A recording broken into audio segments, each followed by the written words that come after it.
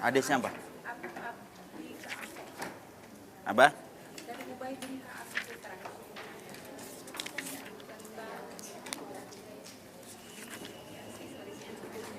Yang perjalanan jauh ke masjid.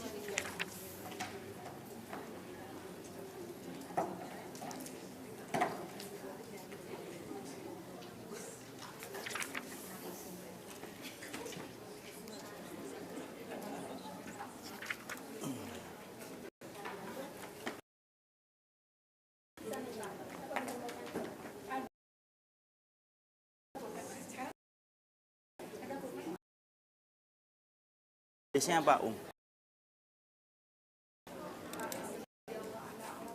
Hadis tentang seorang Gak ada saya. lebih jauh rumahnya dari masjid, tapi dia tidak pernah luput dari sholat.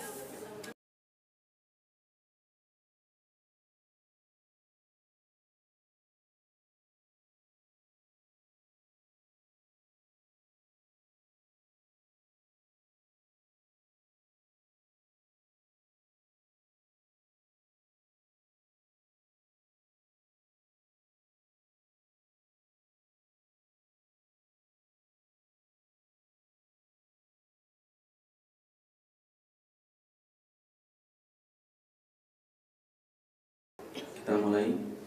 Assalamualaikum warahmatullahi wabarakatuh. Innal hamdalillah wassalatu wassalamu ala Rasulillah wa ala alihi wa sahbihi wa man tabi'ahum bi ihsan ila yaumil qiyamah. Ibu-ibu yang semoga Allah rahmati dan Allah berkahi, alhamdulillah kita bersyukur kepada Allah atas seluruh kenikmatan yang Allah telah anugerahkan kepada kita. Kenikmatan yang patut untuk kita syukuri adalah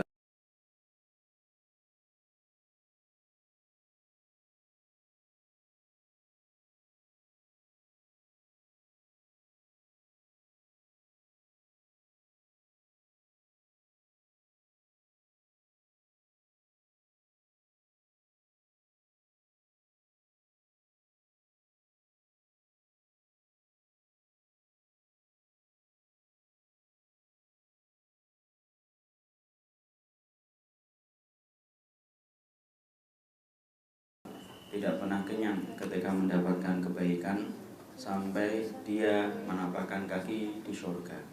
Semoga kita termasuk orang yang diberikan kenikmatan lapar, tapi bukan lapar terhadap makanan ataupun minuman, tetapi semoga kita senantiasa diberikan kenikmatan lapar, yaitu adalah ketika kita tidak pernah merasa cukup terhadap ilmu yang kita dapatkan dan terhadap kebenaran yang kita peroleh.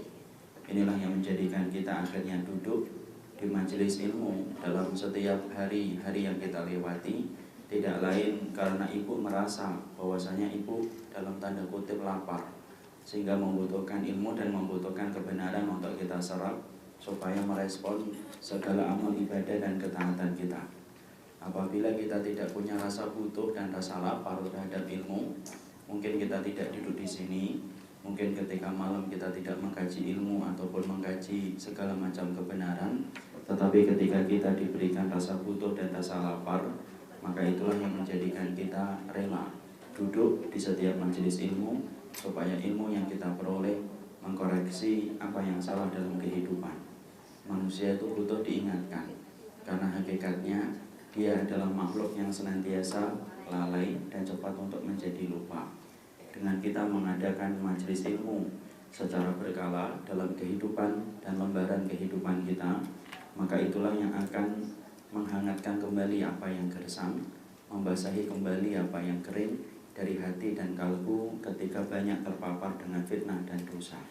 Semoga yang menyampaikan, semoga pula yang mendengar adalah bagian dari golongan manusia yang diberikan kenikmatan lapar dan rasa butuh terhadap ilmu dan butuh terhadap kebenaran yang kita harapkan mampu mengkoreksi kehidupan kita, insya Allah. Maka kita dalam kesempatan kali ini kita akan meneruskan pembahasan kita, yaitu adalah pembahasan tentang hadis-hadis yang datang dari lisan Rasulullah, menjadi sumber rujukan sunnah dalam kehidupan kita, supaya kita mampu membuktikan cinta kita kepada Nabi SAW.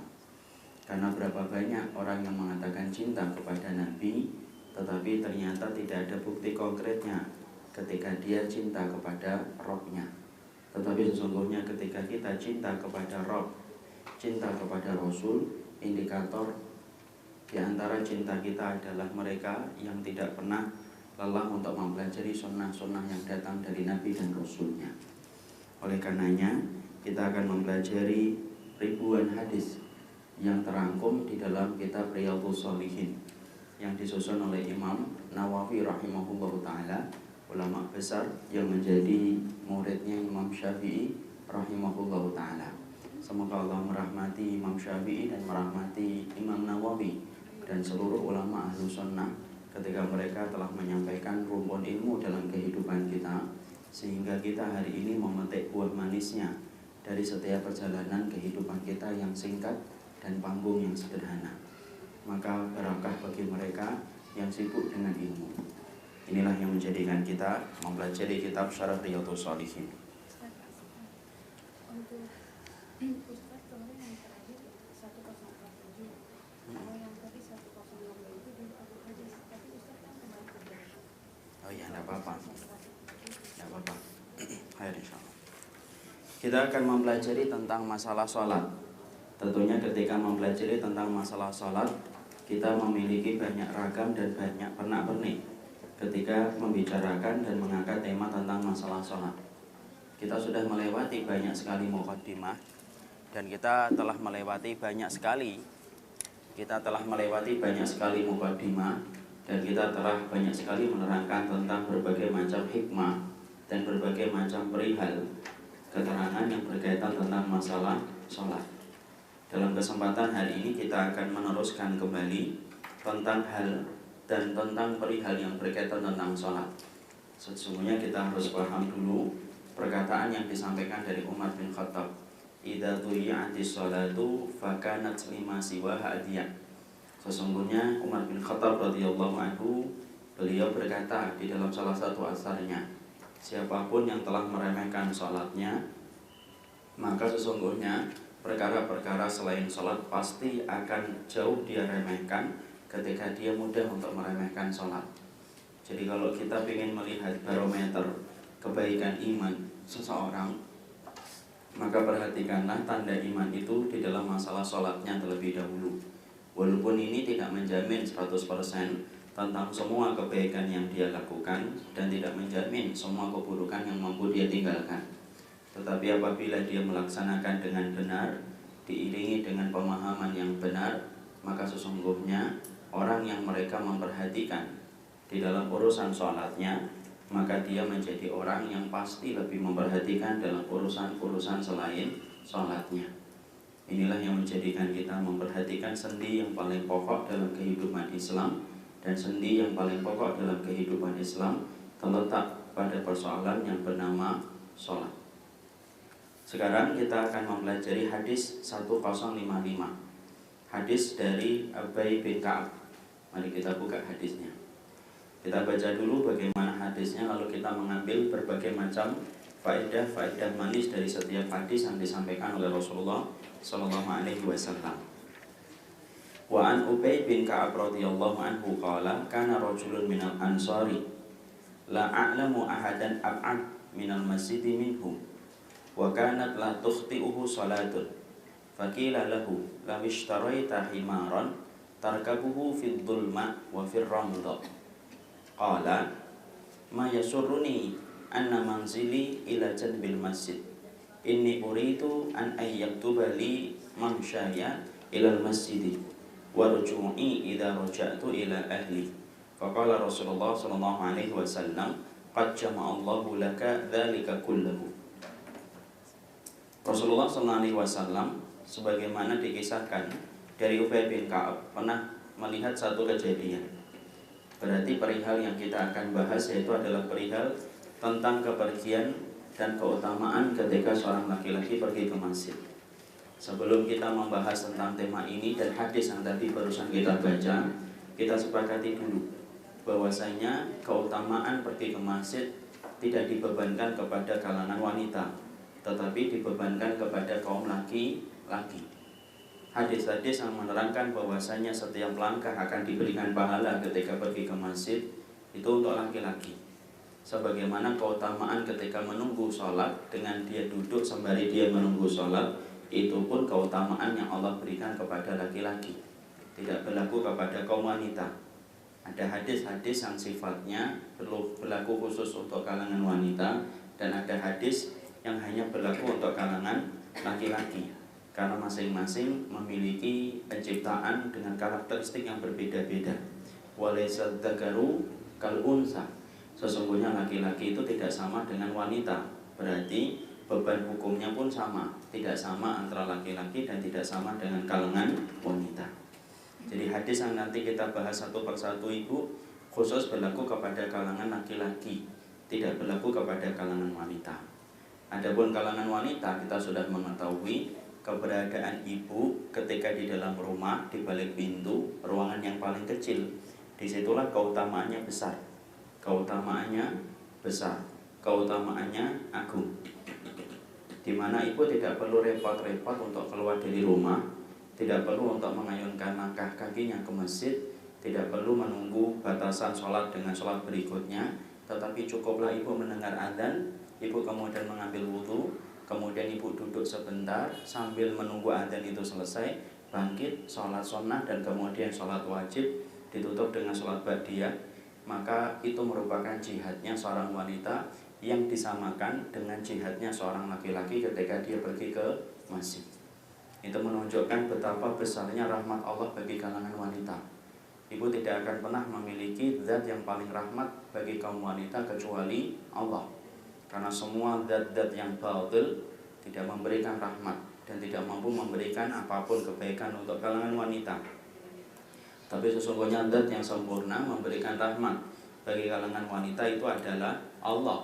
Sampai Allah perintahkan wanita ketika melaksanakan sholat, itu pun afdolnya, utamanya adalah di dalam rumahnya.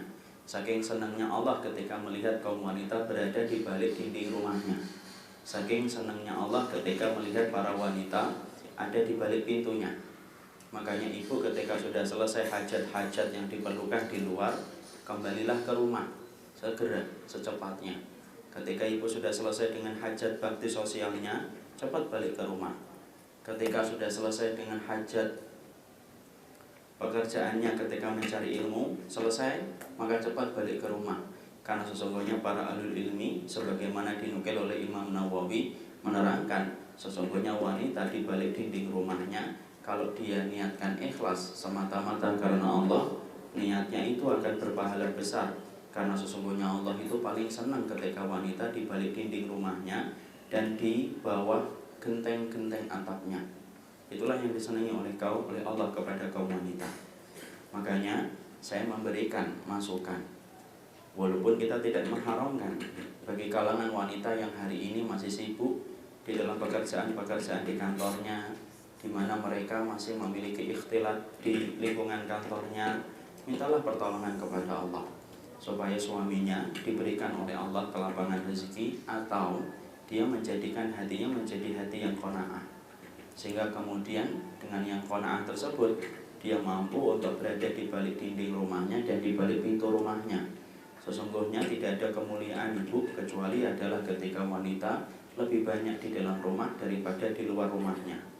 Makanya Saudah, salah satu istrinya Rasulullah SAW, ketika turunnya surat Al-Ahzab yang memerintahkan kalangan wanita untuk berada di dalam rumah, maka semenjak saat itu beliau tidak punya niatan sama sekali untuk keluar dari rumahnya setelah beliau melaksanakan haji dan beliau melaksanakan umrah.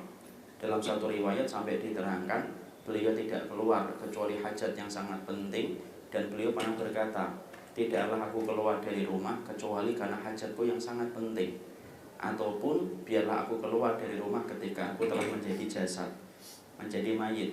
Dan Allah kabulkan, akhirnya Saudah keluar dari rumahnya ketika beliau telah meninggal dunia, baru keluar dari rumahnya untuk kemudian dikebumikan.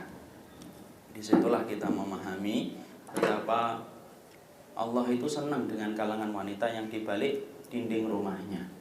Mungkin akan terasa membosankan, itu tinggal bagaimana kita memaknai, bagaimana setiap kita berada di dalam rumah itu penuh dengan kenikmatan. targetkan untuk nambah hafalan, targetkan untuk membaca satu buku dan buku yang lainnya, maka itu yang kemudian akan menjadi hal yang mendatangkan manfaat besar ibu. Ibu kalau menghafalkan Al-Quran, kemudian membacakan Quran itu di telinga anaknya, Masya Allah, keutamanya besar. Dan itulah yang menjadi madrasah. Kalau kita sepakat bahwasanya wanita itu adalah madrasah, yang namanya madrasah itu kalau nggak punya ilmu, bagaimana mengajarkan ilmu? Makanya ketika kita sepakat menyebut kalangan wanita adalah madrasah, pastinya mereka itu senantiasa berusaha untuk menambah ilmu supaya bisa menyampaikan ilmu kepada anak-anaknya dan keturunannya. Saya kemarin melihat satu video, tadi apa yang nge-share? Ada seorang wanita membacakan ayat, dia murojaah, dia mengulang-ulang hafalan Qur'annya. Di sampingnya ada seorang anak laki-laki, yaitu adalah dibacakan ayat itu sampai pada ayat alladzina yadhunnuna annahum mulaqu rabbihim wa annahum ilaihi raji'un.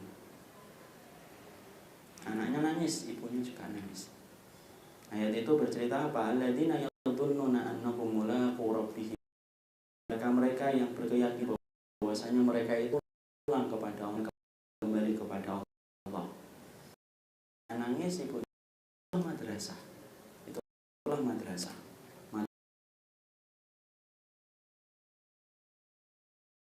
Kenapa Allah itu perintahkan kalangan wanita berada di dalam rumahnya? Karena Allah tidak mungkin menggores. Hikmahnya besar. Yang telah ditentukan oleh para ulama secara detail dan betul-betul kemudian tidak melalaikan kewajiban. Tetapi kalau ditanya mana yang sama antara wanita di luar rumah dan di balik rumah, maka sesungguhnya wanita haramnya, maka itu yang paling utama di sisi Allah. Anti untuk ponakan, anti untuk sengaja di balik dinding rumahnya. Allah yang menyuruh anti untuk dibalik pintu-pintu dan tidak keluar, karena sesungguhnya ada banyak keburukan yang Allah lihat yang bisa berlaku kepada wanita ketika mereka keluar rumahnya, sampai-sampai sholatnya pun disunahkan bagi mereka untuk berada di balik rumahnya, di balik dinding-dinding rumahnya. Inilah yang kita harus pahami. Jadi kalau kita memiliki keturunan, kalau anak ibu, saya tidak bisa memaksakan ibu masing-masing ya.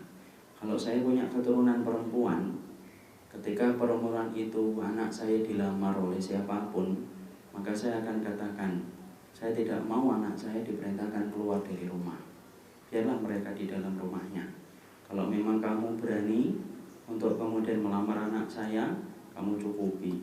Saya akan kondisikan anak saya untuk qanaah. Tapi jangan perintahkan anak saya untuk keluar dari rumah. Karena itulah di antara kebaikan yang Allah berikan kepada kita dan kepada kaum wanita. Kalau Rasulullah hidup zaman sekarang, kira-kira Rasulullah itu mempersilahkan enggak istri-istrinya untuk keluar dari rumah setiap hari? Pastinya Nabi juga kemudian akan memberikan, Nabi tentunya pasti akan memberikan kepada mereka petunjuk supaya mereka di balik dinding rumahnya. Itulah yang lebih baik. Tentunya ada proses qanaah yang dimiliki oleh kalangan pembahasan hadisnya.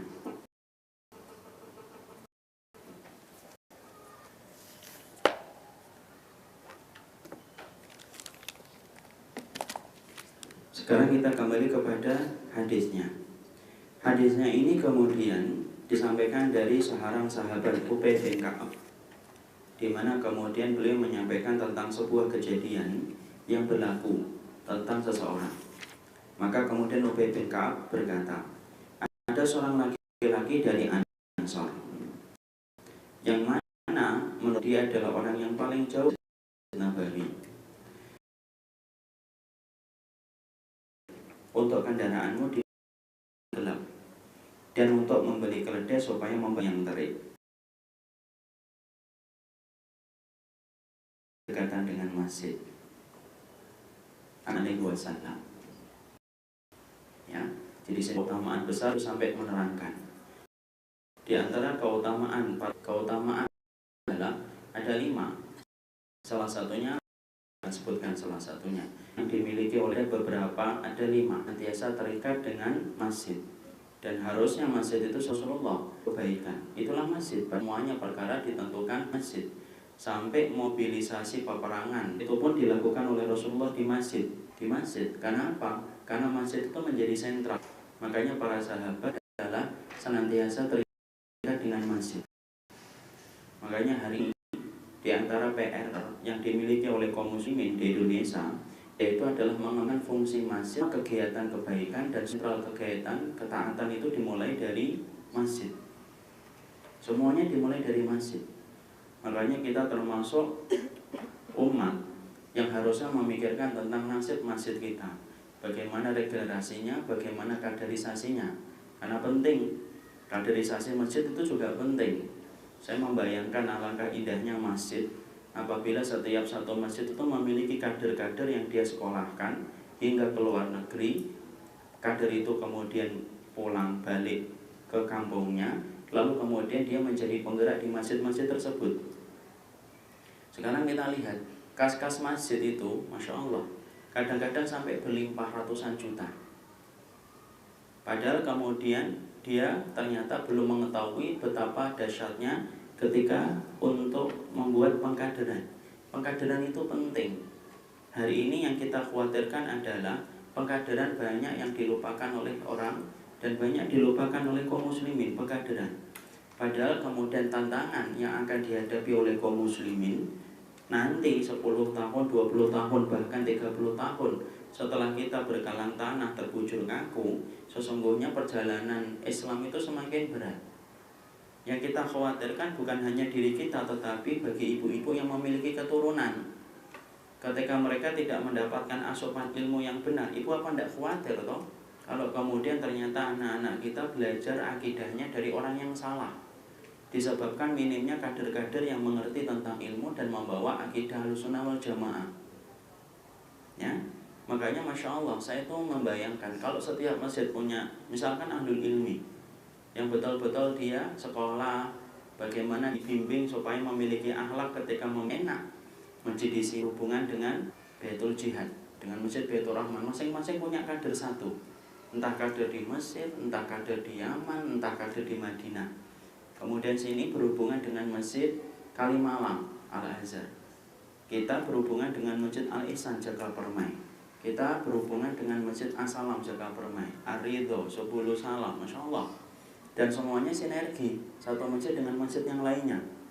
Kalau hari ini kita mendapati masjid itu tidak saling bersinergi, masing-masing jalan sendiri masing-masing, dan ternyata tidak punya kader sama sekali, padahal dana yang dia miliki sampai ratusan juta. Sampai ratusan juta, sampai puluhan juta. Kita harusnya banyak ngambil itu. Salah satu masjid yang boleh kita jadikan rujukan Jogokarian itu, sampai dia kasnya itu 0 ya, karena memang habis untuk kemudian mengelola untuk kemaslahatan umat. Ya walaupun kita tidak ingin sampai habis, karena kita ingin untuk ada cadangan dan backupnya. Ayo, kalau kemudian kita punya, sekolahkan ini, cari kader-kader yang pinter, kita kirimkan ke luar negeri, pulang balik ke sini. Dia jadi imam, dia menjadi sumber rujukan ilmu, dia bisa menjadi badal kalau kemudian ada para ustadz yang berhalangan, dan bisa ditanya 24 jam ketika kebutuhan kaum muslimin kepada ilmu semakin besar. Coba, kalau misalkan kita contoh saja, moga-moga sih terjadi dan terrealisasi. Masjid Babut Tobah punya satu kader, sekolahnya di Yaman atau sekolahnya di Mesir, 4 tahun, sabar nunggu 4 tahun. Kita suplai bagaimana bulanannya, pulang di sini. Kemudian kita bisa apa saja tanya sama dia 24 jam. Ya, bisa kemudian ada apa-apa kita bisa tanyakan kepada dia. Kan indah. Jadi masjid betul-betul menjadi manarul ilmi. Manarul ilmi itu apa? Menjadi kemudian mercusuarnya ilmu. Dia menjadi mercusuar ilmu di lingkungan sekitarnya. Dan kemudian ketika masjid semacam itu dibimbing dengan ilmu. Dan anak yakin semakin orang itu berilmu, semakin ketika dia memiliki akhlak semakin baik menuntun umat dan kemudian mengkondisikan umat. Dan itu luar biasa. Dan tentunya kita bersyukur kalau kemudian terciptanya ukhuwah ya. Nah itulah diantara pekerjaan yang kita hari ini menjadi PR besar dalam kehidupan kaum muslimin. Hari ini masjid belum sebagaimana Rasulullah ketika beliau menolak masjid. Sampai Nabi kalau kemudian sudah di masjid, semua urusan itu diselesaikan oleh Rasulullah di masjid. Bahkan urusan perang Badar, dan urusan perang Uhud dan semua peperangan itu semua dilakukan oleh Nabi di masjid. Sampai bagaimana memobilisasi para sahabat untuk berjihad itu pun dilakukan oleh Nabi ketika di masjid. Semuanya di masjid. Dan itulah yang kemudian menjadi PR besar kita. Makanya kemudian di sini kita mendapati yang pertama betapa senangnya para sahabat untuk menghadiri sholat berjamaah di masjid, karena salah satu sifat di antara para sahabat itu apa, kata Imam Auza'i? Kalau kamu melihat kehidupan para sahabat, karakteristik mereka, maka sesungguhnya mereka akan senantiasa bersama. Itu yang pertama. Kita mendapatkan kesulitan, jadi sabar ketika kita melakukan kesulitan, maka sesungguhnya itu akan melipat gandakan pahala. Mana bentuknya Ustaz? Ya kita akan ngambil. Ketika kemudian sahabat tadi berkata, aku tidak tertarik untuk membeli khemar, aku tidak tertarik untuk membeli keledai. Walaupun menurut Ubay bin Ka'ab, rumah yang paling jauh dari masjid itu rumah sahabat tersebut, yang paling jauh dari masjid. Tapi ternyata kemudian beliau tidak mau untuk membeli keledai, yang membantunya pada perjalanan malam, maghrib dan isya, dan membantunya pada perjalanan siang ketika sholat zuhur, ketika terik. Berarti kemudian disitulah kita mendapatkan kesabaran ketika melakukan ketaatan, ketika mendapatkan kesulitan, maka melipat gandakan pahala. Dan kita harus paham, sabar itu terbagi menjadi 3. Sabar dalam ketaatan, sabar dalam ketaatan dan ibadah. Yang kedua, sabar di dalam meninggalkan larangan. Dan yang ketiga, sabar ketika menghadapi musibah. Di antara 3 sabar yang diterangkan oleh para ahlul ilmi, mana yang paling utama Ibu? Sabar di dalam ketaatan dan ibadah, sabar dalam meninggalkan larangan, dan sabar ketika menghadapi ujian. Mana yang paling utama di sisi Allah? Yang mana? Sabar ketika menghadapi ujian. Ya, jawaban sabar ketika menghadapi ujian. Ada yang lain? Di antara 3 sabar yang diterangkan ahlul ilmi, mana yang paling utama dan paling berat ketika ditimbang oleh Allah di dalam mizan kebaikan ibu dan saya? Mana yang paling utama? Muratu. Ketika menghadapi ujian. Umu Indi. Ketaatan. Kenapa ketaatan, Umu?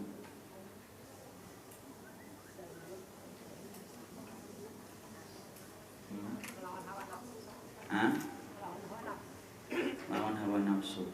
Mu'altab. Ketaatan. Kenapa ketaatan?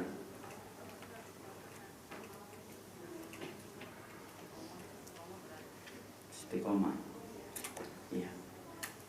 Belum ada jawaban yang pas. Mana yang benar? Umur Reza, Umur Masri, Umur Reza apa? Apa? Sama dengan Umar. Kenapa dalam ketaatan? Sesuatu banget gitu ya.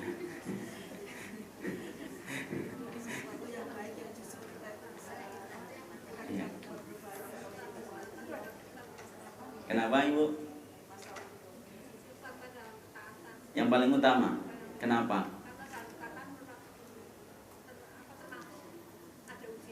Ada ujian. Iya. Padahal tadi sahabat ngomongnya lah, sabar ketika menghadapi musibah. Kita jawab dulu.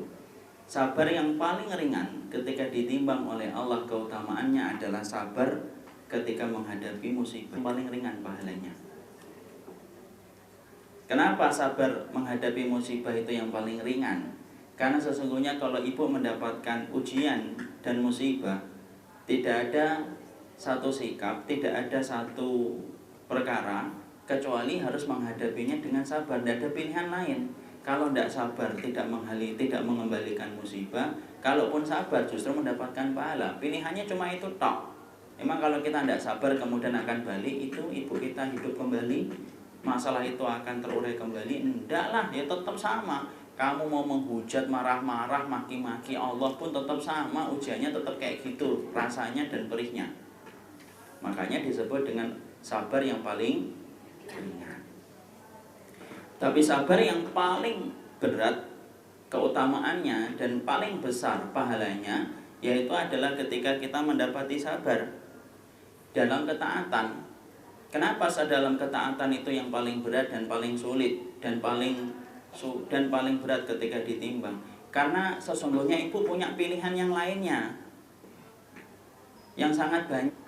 Ketika ibu, berapa banyak orang yang menggenggam kebenaran, tetapi kebenaran yang dia miliki. Kenapa? Belum tentu orang yang meretas jalan di kebenaran maka dia akan sabar sampai akhir hidup.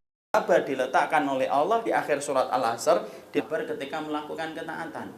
Baikkan bagi orang yang sabar dengan ketaatan. Tahu apakah bagi orang yang sabar dalam melakukan ketaatan? Tidak tahu. Orang yang sabar melakukan ketaatan, pada satu waktu dia tidak mampu melaksanakan itu karena entah udzur sakit atau lebih mantap lagi jawabannya. Kenapa?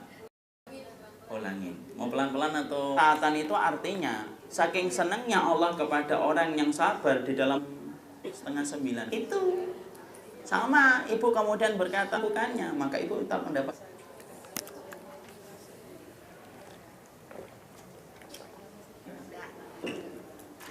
Bagi orang yang senantiasa yang tidak kemudian meninggalkannya sering-sering, artinya dia istilah di atas jalan ketaatan itu.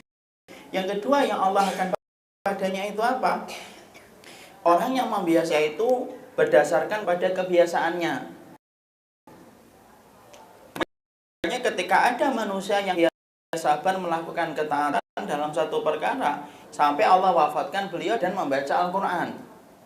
Khattab kecintaannya kepada perkara yang menjadikan Umar bin Khattab dan ada sujud di jalan Allah. Maka kamu ketika beliau wafatkan, ketika beliau melaksanakan sholat subuh ditusuk oleh Abu Lu'lu'ah. Manusia itu berkesempatan besar dalam sesuatu yang dia biasa lakukan. Makanya kalau ada orang yang minum khamar sampai dia mati minuman-minuman keras, kemudian orang itu teman-temannya ngomong ini baru sekali kok Pak minum, cuma ya khilaf lah mungkin kebablasan. Tidak mungkin. Allah tidak mungkin mematikan orang dalam maksiat kecuali dia sudah terbiasa atas maksiat itu. Kenapa? Allah itu rahmat.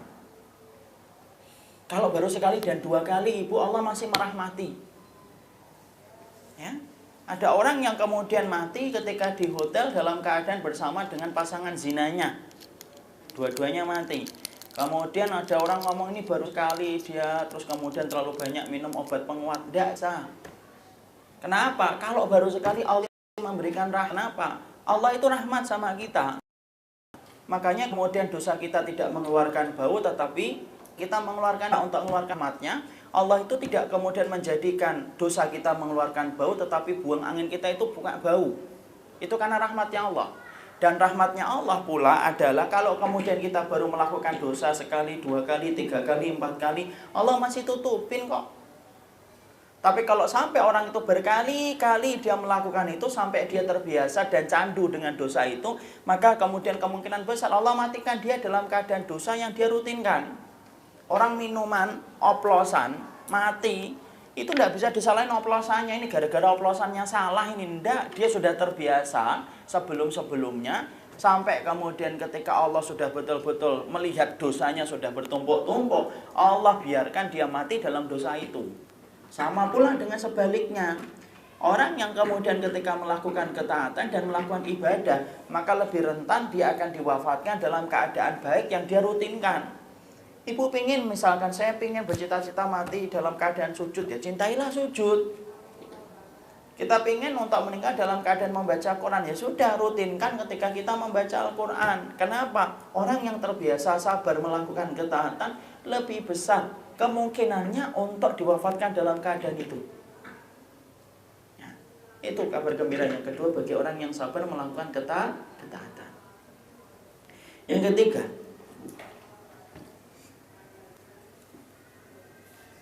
Yang ketiga, sabar di dalam ketaatan itu yang ketiga apa? Yang ketiga, sabar dalam ketaatan yaitu adalah Allah yang berlimpah ketika dia melakukan kesabaran, ketika melakukan ketaatan. Allah lebihkan pahalanya.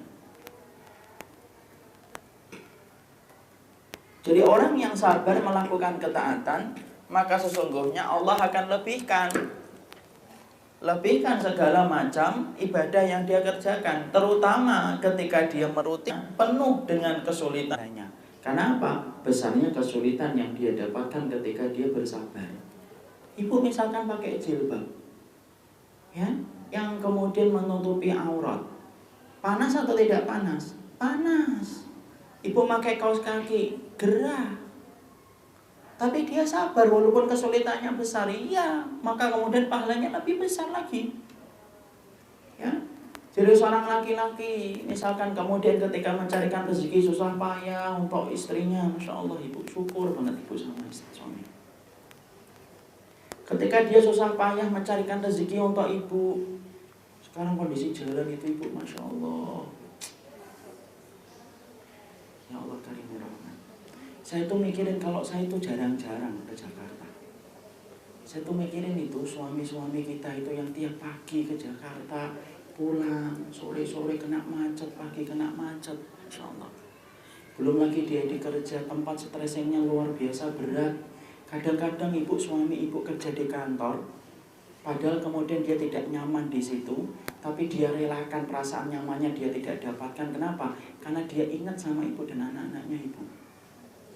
Itulah suami. Dia memberikan kemudian apa? Fasilitas untuk ibu untuk kemudian belajar. Coba ibu hari ini belajar ibu. Ibu diberikan fasilitas, ibu diberikan segala macamnya. Masya Allah suami. Saya pernah ketemu seorang ibu-ibu di Kebayoran Lama ketika membeli bumbu. Apa itu? Tomat kemudian itu. Udah lama. Saya tanya sama beliau itu, ibu jualan dari jam berapa? Dari habis maghrib, dari habis isya. Sampai jam berapa ibu? Sampai jam 4. Pulang ke rumah sholat mas. Kemudian apa? Masak. Suaminya tukang ngojek. Setelah itu kemudian masak, suaminya pergi ngojek, dia tidur. Menjelang siang pergi ke pasar induk, pasar Rebo.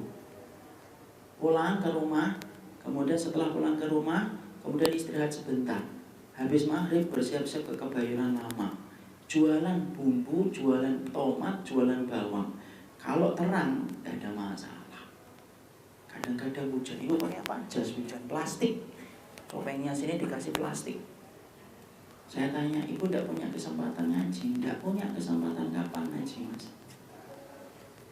Yang membuat saya langsung mikir apa? Beruntung banget kalau ada ibu-ibu yang mereka diberikan oleh Allah suami yang mempersilahkan ibunya, istrinya untuk belajar. Syukuri itu, karena itulah pintu surga.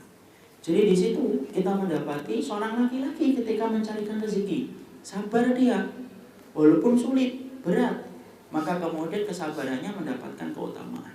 Sama dengan istri, ketika dia mendapati kesabaran ketika khidmah sama suaminya, dia sabar. Dia tahu bahwasanya yang membayar dia itu bukan dirinya, tetapi Allah yang mampu menyempurnakan semua bayaran. Karena nikah itu kan ibadah. Nikah itu bukan menuruti apa yang kita mau. Maka sesungguhnya kesabaran-kesabaran itu yang akan menjadikan Allah melipat gandakan semua pahala. Jadi Masya Allah. Jadi Allah memberikan kabar gembira 3. Satu, kabar gembira bahwasanya orang yang sabar, mereka sesungguhnya akan diberikan pahala yang tetap mengalir walaupun dia meninggalkan ibadah itu karena udzur. Yang kedua, akan mudah diwafatkan dalam keadaan yang semacam itu. Yang ketiga, akan diberikan pahala-pahala yang berlimpah atas kesabaran yang dia dapatkan dan kesulitan yang dia dapatkan. Sabar dalam taat itu besar. Makanya pelajaran kedua yang kita dapatkan di sini, sabar ketika mendapatkan kesulitan melaksanakan ibadah bernilai pahala yang berlimpah. Itu yang kedua. Yang ketiga, ya.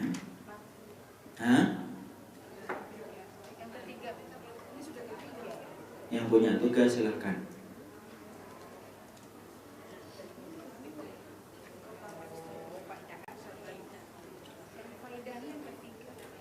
Faedah yang keberapa? 3 kan? Iya. Yang sabar tadi kan cuma 3 kabar gembiranya. Ya, sekarang kita faedah hadisnya yang ketiga. Faedah yang ketiga dalam hadis adalah Allah itu tidak pernah menyia-nyiakan amal perbuatan. Baik laki-laki ataupun perempuan, semuanya terhimpun dan semuanya akan diberikan pahala yang berlimpah. Allah tidak pernah menyia-nyiakan amal perbuatan siapapun, laki-laki ataupun perempuan. Semuanya terhimpun dan semuanya akan diberikan pahala yang berlimpah.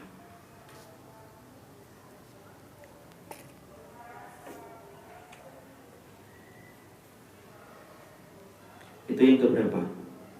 Yang ketiga. Jadi kemudian dari mana faedah itu didapatkan? Dari perkataan Rasulullah SAW ketika beliau berkata kepada sahabat tadi, yang beliau kemudian menolak untuk membeli khimar atau membeli keledai, maka sahabat tadi mengatakan, qad jama'allahu laka dzalika kullahu. Allah telah menghimpun semuanya pahala untuk dirimu. Jadi Allah itu tidak pernah melewatkan satu pahala apapun itu, sekecil apapun. Sebagaimana yang kita baca, wa may ya'mal mithqala dzarratin khairan yarah. Semuanya diperlihatkan detail oleh Allah dan tidak ada yang satupun yang luput dari apa yang telah kita kerjakan. Walaupun hanya menyingkirkan dari pinggir jalan, dipikirkan ketika mengganggu perjalanan manusia. Ada satu akuntan yang paling detail mencatat semua kebaikan manusia kecuali adalah malaikat raqib dengan bimbingan ilmunya Allah. Dan tidak ada satupun yang luput. Tidak ada satupun yang luput dari semua perjalanan ilmu, dari semua perjalanan amal yang telah dilakukan oleh manusia. Nah, disitulah kita mendapati pelajaran sangat penting, sangat agung sekali, bahwasanya Allah tidak pernah sama sekali menyia-nyiakan amal perbuatan. Semuanya terhimpun dengan begitu rapi, semuanya terhimpun dengan begitu detailnya. Tidak ada satupun amal yang luput dari apa yang telah dilakukan manusia ketika dia beribadah kepada Rabb-nya. Ya, jadi Masya Allah, disinilah kita kemudian memahamkan, berarti kalau kita beramal, beribadah, kok tidak dikenang oleh orang, tidak dibalas oleh manusia, tenang. Kalaupun ketika kita melakukan ibadah, bagaikan kita menginjak pasir di pinggir pantai, yang mana ketika baru menginjakkan kaki tersapu dengan gelombang, langsung hilang apa yang kita injakkan itu. Jangan khawatir, karena sesungguhnya Allah itu menggores ibadah kita di atas batu. Jadi kemudian apa? Tenang. Akhirnya apa? Akhirnya tidak merasa risau. Ketika amal ibadah dihitung manusia, tidak diperhitungkan manusia, tidak, Allah itu yang membeli setiap Allah ketika membeli barang dagang, alat tukarnya mahal, yaitu adalah surga. Berkata mahal dan barang dagangan adalah surga. Ketahui oleh orang. Kalau kita sudah telah melakukan satu ibadah, amal ibadah yang telah kita lakukan, kebaikan yang pernah kita lakukan, dilupakan semua kebaikan itu hanya untuk dari Ubay bin Ka'ab, yaitu adalah bersih lebih utama daripada yang mereka menaiki. Perjalanan manusia ketika mereka datang ke masjid, perjalanan mereka ketika datang ke masjid dengan alas kaki mereka itu lebih utama di sisi Allah daripada mereka yang menaiki kendaraan. Hingga kita mendapati para sahabat mereka, hampir-hampir sebagian besar para sahabat mereka meliburkan kudanya, meliburkan ontanya kalau mereka datang ke masjid. Jadi mereka betul-betul melazimkan dirinya, merutinkan dirinya bagaimana perjalanan mereka ke masjid itu menjadi perjalanan yang mereka lakukan dengan anggota badan mereka, yaitu dengan kaki-kaki mereka, tidak memakai kendaraan. Karena sahabat tadi yang dikatakan dan dikomentari Ubay bin Ka'ab menolak untuk membeli keledai yang bisa membantunya pada perjalanan malam dan bisa membantunya dalam perjalanan siang. Ya. Tetapi bukan berarti yang naik kendaraan itu menjadi haram. Boleh atau tidak? Boleh. Ya, karena sesungguhnya kita juga ingin apa yang kita miliki menjadi barang-barang yang tergunakan dan tertawan untuk kepentingan di jalan Allah. Ya sesuai dengan huruf lah, sesuai dengan keadaan. Dan ini berlaku dalam semua hal-hal yang lainnya, Ustadz. Iya, misalkan majelis ilmu, ya lebih baik kita jalan kaki kalau mampu. Tapi bukan berarti kemudian saklek dan paten semacam ini. dalam kondisi-kondisi tertentu ketika kita tidak memungkinkan untuk jalan kaki, ya tentunya diperbolehkan memakai kendaraan dengan niatan supaya kendaraan itu bermanfaat menjadi investasi dan properti dalam kegiatan amal solih kita. Jangan kemudian langsung letelek memahami hadis ini bahwasanya harus jalan kaki. Akhirnya ibu jalan itu dari Kemang 5 ke Batu Taubah. Sampai di sini bukan masalah gembolnya, nggak khusyuk, akhirnya pakai kipas saja. Dan kemudian akhirnya tidak bisa untuk khusyuk di dalam mempelajari ilmu. Artinya disesuaikan dengan kondisi. Khutbah pun sama. Khutbah itu yang paling afdal yaitu adalah dengan jalan kaki. Khutbah yaitu khutbah itu jalan kaki, karena Nabi tidak pernah mempergunakan kudanya dan ontanya ketika beliau khutbah. Tapi kalau misalkan kita khutbahnya Lebak Bulus, ya kan, jalan kaki, masya Allah, habis sisa kita pergi. Maka kemudian akhirnya apa? Sampai kemudian sudah jalan kaki pakai GPS lagi. Sampai GPS yang ngomong kapan sampai. Jadi kemudian itu termasuk di antara perkara yang disesuaikan dengan hurufnya. Semua perkara itu sesuai dengan huruf dan keadaannya. Makanya ibu, saya tanya ibu, kenapa Nabi kalau ditanya tentang amalan yang paling utama itu jawabannya bisa berubah-ubah? Nabi pernah ditanya, apa amalan yang paling utama ya Rasulullah? Sholat tepat waktunya. Kadang-kadang Rasulullah ditanya, ya Rasulullah, apa amalan yang paling utama ya Rasulullah? Nabi menjawab, bersama orang tua. Kenapa amalan yang paling utama? Jawabannya bisa beda-beda. Siapa yang bisa jawab? Tak kasih hadiah snack. Hah? Tergantung apa? Bukan. Semuanya bagus bukan. Ini apa ya? Kenapa? Lihat sikon gimana?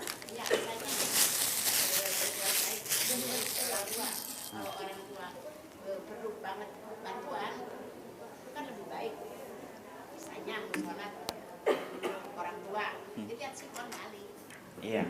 Yang lain.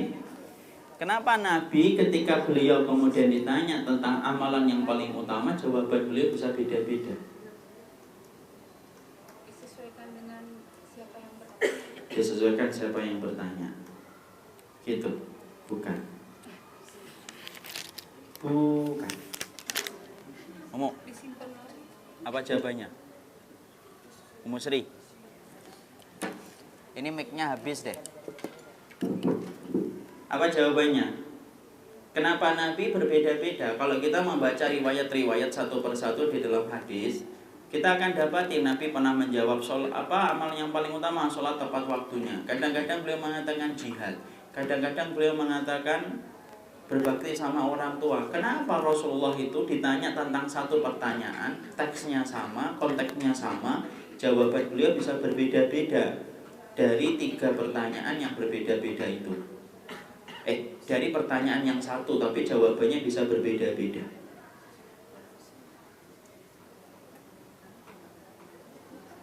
Jangan pura-pura nulis deh. Lagi mikir. Lagi mikir.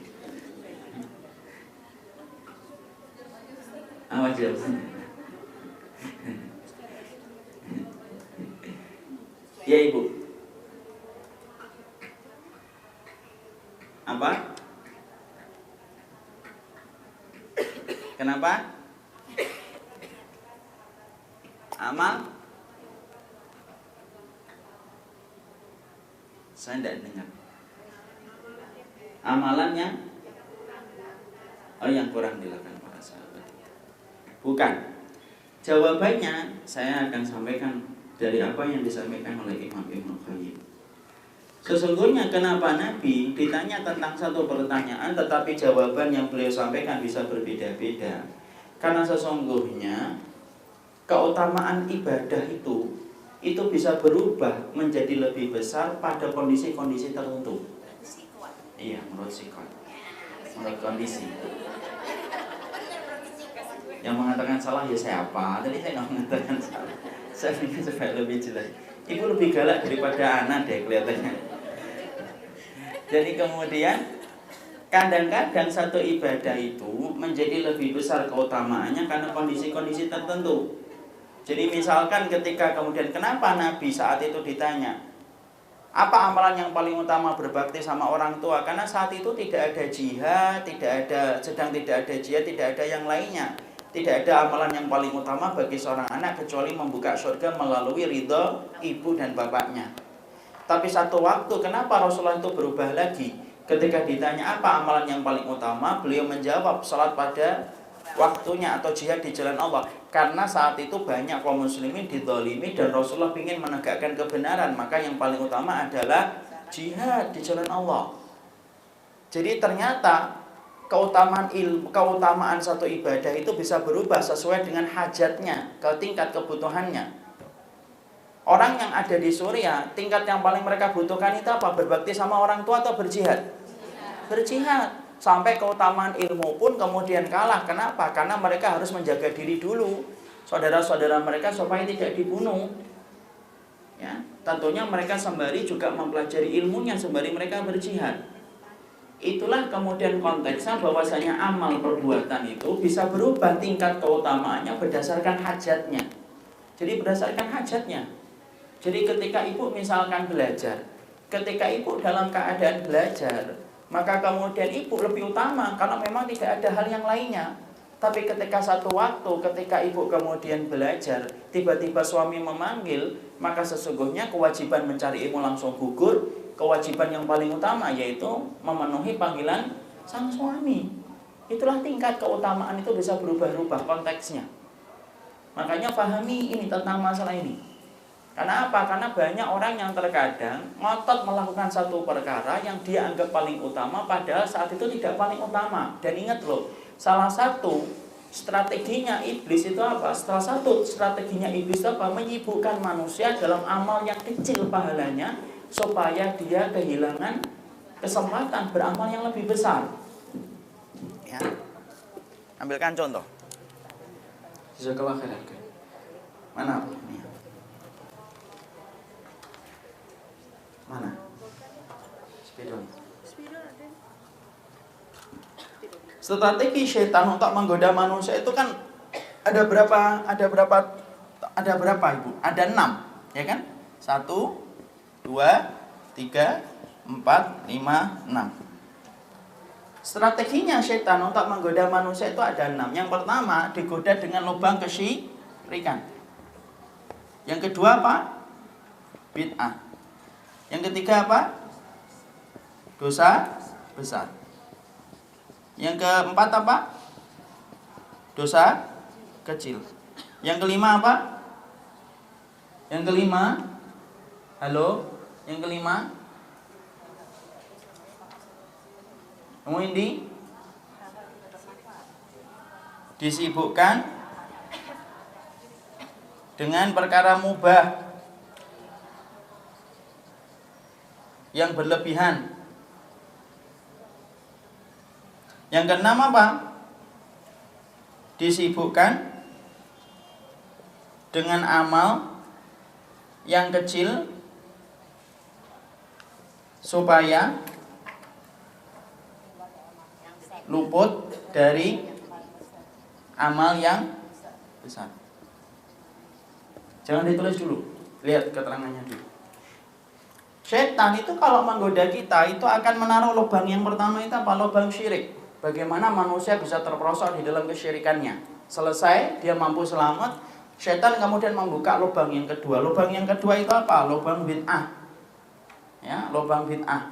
Ya, digoda dengan lubang bid'ah kemudian supaya terperosok. Selamat dia, maka digoda dengan dosa besar. Dosa besar itu banyak ragamnya, ada sekitar 40 lebih dosa-dosa besar. Kemudian kalau selamat disibukkan dosa-dosa kecil. Jangan menganggap dosa kecil. Karena apa? Gunung terbentuk dari kerikil-kerikil yang kecil. Makanya Nabi sampai mengatakan apa? Dosa kecil kayak ngumpulin ranting. Semakin banyak rantingnya, semakin banyak api yang terbakar. Itulah perumpamaan dosa kecil. Di sini kemudian apa yang kelima? Disibukkan dengan perkara mubah yang berlebihan. Contohnya apa? Makan berlebihan, minum berlebihan, ngobrol berlebihan. Ngobrol dari habis isya sampai subuh itu berlebihan. Ngobrolnya mubah tapi berlebihan. Yang keenam yang berkaitan tentang tema itu apa? Disibukkan dengan amal yang kecil supaya kita luput dari amalan yang besar. Contohnya apa? Ibu berada di wilayah Bekasi contoh ini, kemudian sudah dikepung nih oleh musuh-musuhnya Allah. Ini musuh-musuh di tiap pintu ini Bekasi Barat, ini Bekasi Timur, udah ngepung nih kaum muslimin di sini. Amalan yang paling utama saat itu apa harusnya? Berjihad. Tapi apa? Ada sebagian kaum muslimin yang justru ayo kita masjid, kita zikir. Menyelesaikan masalah? Enggak lah. Ada masalah kemudian kemungkaran di mana-mana, sudahlah kita ke masjid aja, kita berdoa. Berdoa itu adalah hal yang mustajab, betul. Doa itu ibadah, Ustaz. Benar. Siapa yang mengatakan doa itu bukan ibadah? Tapi kemudian apakah kita di dalam masjid kemudian kita berdoa kemungkaran itu akan hilang plut, hilang satu kayak kita main sim-sim salabim? Enggak lah. Kalau kemudian semuanya masalah bisa diselesaikan dengan doa, maaf ya, tidak perlu terjadi perang Badar, tidak perlu terjadi perang Uhud.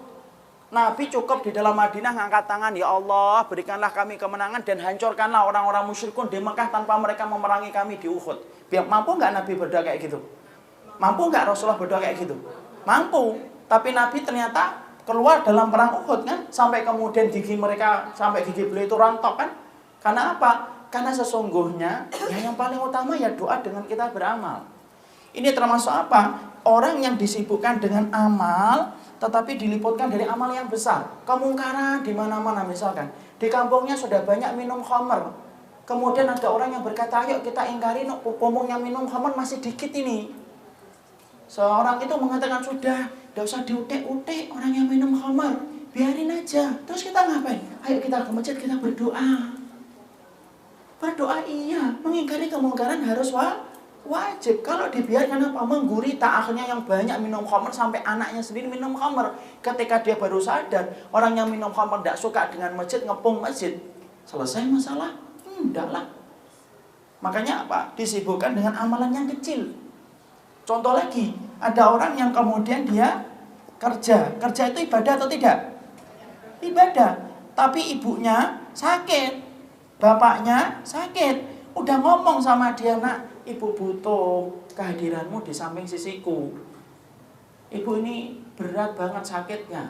Kemudian anaknya bilang, "Maaf Bu, saya harus kerja, saya ini harus ibadah." Karena kerja itu ibadah. Berarti apa? Dia mendapatkan ibadah tapi kecil pahalanya, diluputkan dari satu perkara yang lebih besar. Apa itu? Menemani ibunya ketika beribadah. Nah, orang itu banyak yang tidak sadar itu di sini nih, Ibu. Hari ini kemungkaran macam-macam di mana-mana.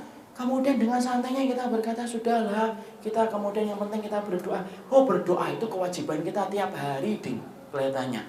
Ibu tiap hari berdoa atau enggak? Kita berarti tiap berdoa. Apakah kemudian menyelesaikan? Enggak lah. Berdoa sembari kita memberikan, yaitu adalah perlindungan kepada ilmu dan kebenaran, supaya kebenaran itu tetap tegar muncul di atas permukaan bumi, dan supaya kemungkaran itu hilang. Jadi lembut dong Ustaz nomor 5 dan 6 ini. Oh, lembut. Kalau ini kan kelihatan kasar, kelihatan bid'ah, kelihatan dosa besar, kelihatan dosa kecil, kelihatan. Nomor 5 dan 6 ini tidak kelihatan. Tidak kelihatan dia. Disibukkan dalam perkara-perkara yang sifatnya itu apa? Yaitu amal-amal yang kecil tapi diluputkan dalam perkara yang besar. Dan itulah yang kemudian menjadi kerugian. Jadi ternyata setan itu godain kita dari apa? 6 tahapan. Dia gagal di nomor 1, dia pindah nomor 2. Gagal di nomor 2, dia pindah nomor 3. Gagal nomor 3, dia pindah 4, 5. Terus naik mentok ini. Dan terus dia lakukan itu setiap waktunya dan setiap saatnya. Nah, disitulah kita mengetahui bagaimana kesabaran itu. Apa tadi? Tadi masalah apa tadi? Yaitu adalah bagaimana strateginya setannya. Tadi kemudian kita membahas bagaimana kemudian pengertian di sini. Sesungguhnya Allah itu mencatat semua amal perbuatan kita dan ibadah kita. Jadi kemudian, tapi ketika Allah mencatat semua ibadah kita, kita harus mengerti bahwasannya ada orang yang diluputkan dari ibadah yang besar, lalu kemudian disibukkan dengan ibadah-ibadah yang kecil. Kenapa kita harus melakukan ibadah yang lebih prioritas? Ibu tahu nggak? Kenapa kita harus melakukan ibadah itu secara yang prioritas dulu? Mana yang lebih utama? Kenapa kita harus melakukan ibadah yang prioritas dulu? Ada yang tahu? Kenapa? Kenapa kita harus melakukan ibadah yang prioritas dulu, ibadah-ibadah yang besar dan tidak menyibukkan dengan ibadah-ibadah yang kecil, walaupun semuanya penting, walaupun tidak boleh kita remehkan salah satunya, karena sesungguhnya umur kita pendek, tenaga kita tidak kuat, dan kita perlu shortcut jalan pintas supaya cepat dicintai oleh Allah, dan tidak ada jalannya kecuali adalah menapak anak tangga ibadah-ibadah yang besar kedudukannya di sisi Allah. Walaupun semua ibadah tidak boleh kita remehkan. Itu yang keberapa itu? Yang keempat. Apa yang kelima? Kita singkatkan. Oh, jam 10.15 ya? Nggak ada yang ngomong. Kemudian yang tadi yang keberapa sih? 4 apa tadi? Berjalan ke masjid lebih utama daripada yang berkendaraan. Kemudian yang ke-5, hadis ini menunjukkan bahwasanya para sahabat itu mengetahui jalan kebaikan semacam apa. Makanya mereka kemudian berkata, "Enggak, saya tidak mau beli himar, saya ingin jalan kaki." Berarti para sahabat itu mengetahui jalan-jalan kebajikan itu apa. Ya, dan tentunya para sahabat itu hujah bagi kita. Kenapa? Karena amalan mereka kalau tidak ditentang dan tidak ditolak oleh Nabi berarti bagian dari sunnah.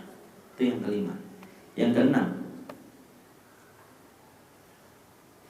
memperpendek langkah ke masjid berarti memperpendek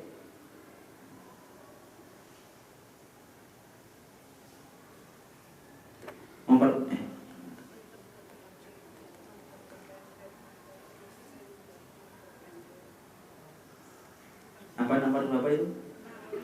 Nomor 6 sudah. Nomor 6. Pulang dari masjid ternyata adalah kemudian mendapatkan pahala. Pulang dari masjid juga mendapatkan pahala. Karena apa? Pulang dari masjid ketika bertemu dengan keluarganya itu juga merupakan ibadah. Makanya termasuk di antara pahala. Makanya sampai dikatakan sahabat tadi, supaya saya perginya mendapatkan pahala, pulangnya mendapatkan pahala. Berarti pulangnya laki-laki kepada keluarganya pun mendapatkan pahala. Itu yang keberapa? Yang keenam. Yang ketujuh, ya, disunahkan bagi kita untuk membuat kabar gembira bagi orang yang melakukan satu perbuatan. Sunnahnya itu menggembirakan orang walaupun dengan kata-kata yang sifatnya memberikan motivasi. Makanya ibu harus ngerespon kalau anaknya ada yang berbuat apapun, respon dengan kata-kata. Nabi merespon, sahabat tadi mengatakan, "Insya Allah Allah mengumpulkan semua kebaikan untukmu." Nah itu responnya Nabi. Senang gak kalau orang itu direspon? Senang. Manusia itu senang kalau direspon. Makanya Nabi pun merespon sahabat tersebut. Itu yang keberapa? Yang ketujuh. Yang kedelapan, yaitu adalah semakin banyak langkahnya ke masjid dan ke tempat kebaikan, semakin banyak langkahnya semakin banyak pahalanya. Semakin pendek langkahnya semakin sedikit pahalanya.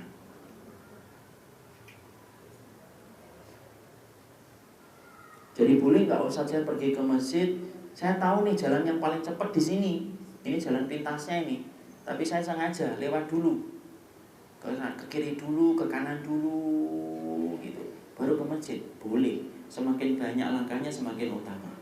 Ya. Jadi misalkan ibu pengen datang ke masjid, kemudian sudah tinggal di masjid babu tobat, tinggal pintunya, lewat lagi, muter lagi ke depan. Ditanya, "Lu ngapain?" "Saya pengen memperbanyak langkah, mumpung sehat." Boleh atau tidak? Boleh. Tapi kalau nggak ketinggalan. Nah, jadi kemudian boleh atau tidak? Boleh. Tidak ada masalah untuk itu. Barakallahu fikum. Itulah 8 yang kita pelajari. Baru kita buka dengan tanya jawab. Silakan bagi yang ingin bertanya, saya persilakan. Ya Ibu.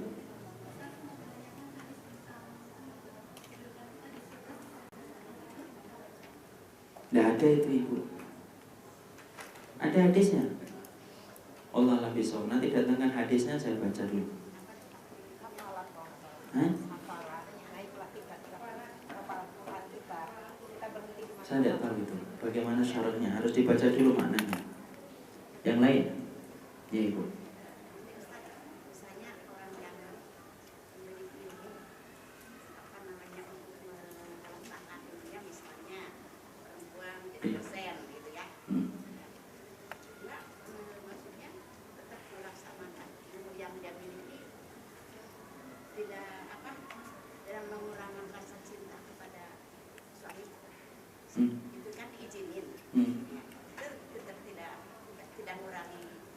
Enggak, insya Allah. Selama suaminya tetap ridho. Yang lain? Sudah? Kita cukupkan dulu. Kita skor 5 menit. Sudah, Ibu. Nanti kita istirahat pribadi saja. 5 menit kita istirahat. Kita langsung lanjutkan dengan pembahasan ensiklopedia adab dan akhlak Islam. Barakallahu fikum, ini yang dapat kita sampaikan. Subhanakallahumma wa bihamdika asyhadu an la ilaha illa anta astaghfiruka wa atubu ilaik. Assalamualaikum warahmatullahi wabarakatuh.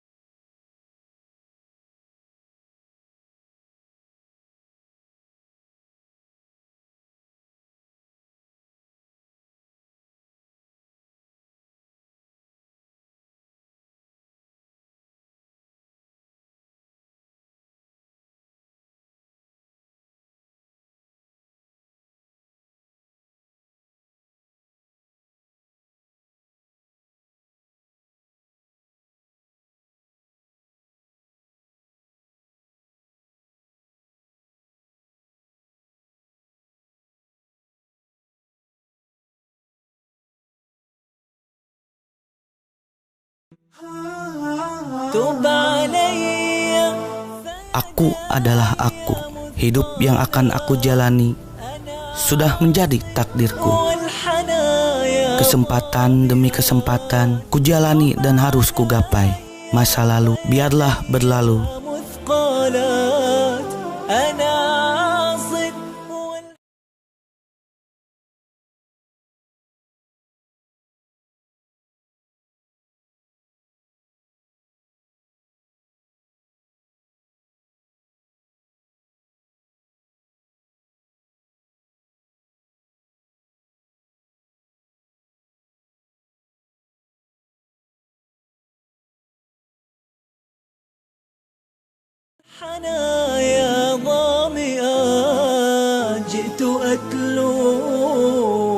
Aku, Deden Muhammad Yusuf, penyandang disabilitas, berjuang demi masa depan yang lebih baik. Terima kasih kepada Allah Subhanahu wa Ta'ala dan sahabat Yamima yang telah membantuku.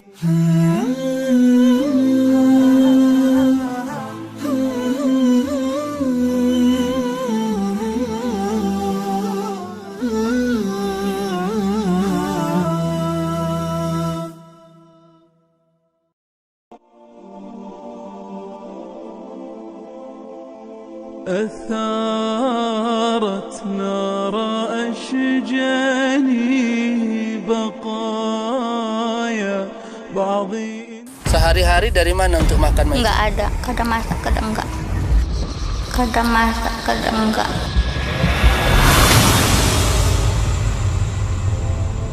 تدور تدور في لهف ولا تحظى برحماني جفاها النور فانطفأت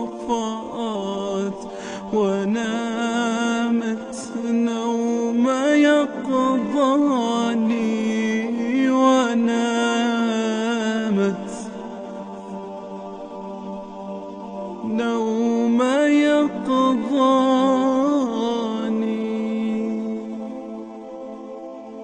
ألا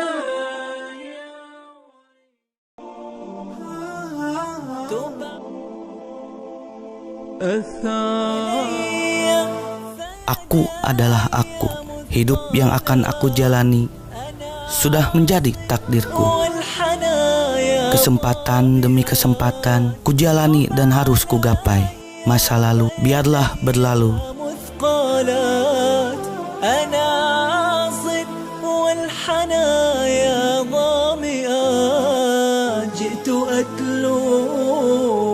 Aku, Deden Muhammad Yusuf, penyandang disabilitas, berjuang demi masa depan yang lebih baik. Terima kasih kepada Allah Subhanahu wa Ta'ala dan sahabat Yamima yang telah membantuku.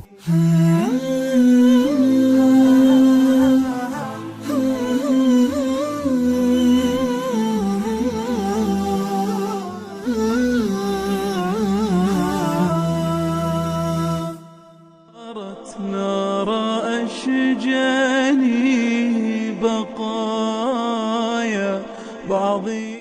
Sehari-hari dari mana untuk makan, Mai? Enggak ada, kadang masak, kadang enggak. Kadang masak, kadang enggak.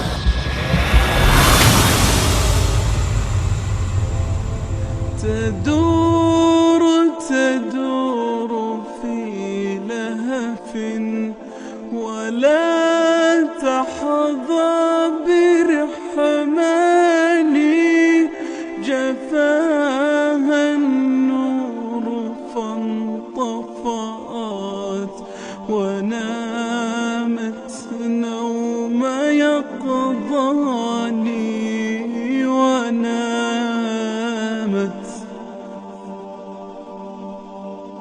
نوم يقظاني ألا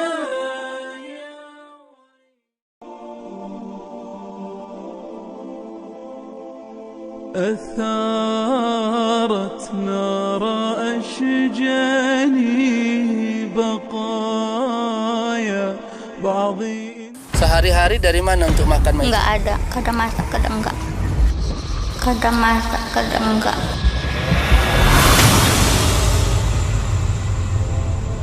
تدور تدور في لهف ولا تحظى برحماني جفاها النور فانطفأت ونامت نوم يقظاني ونامت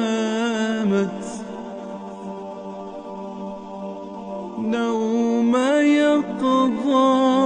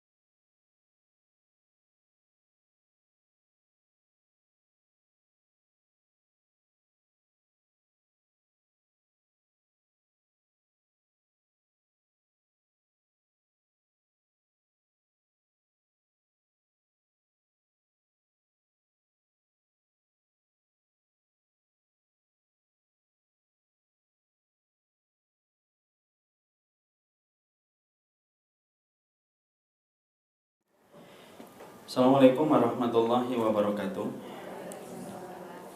Innal hamdalillah wassalatu wassalamu ala Rasulillah wa ala alihi wa sahbihi wa man tabi'ahum bi ihsan ila yaumil qiyamah.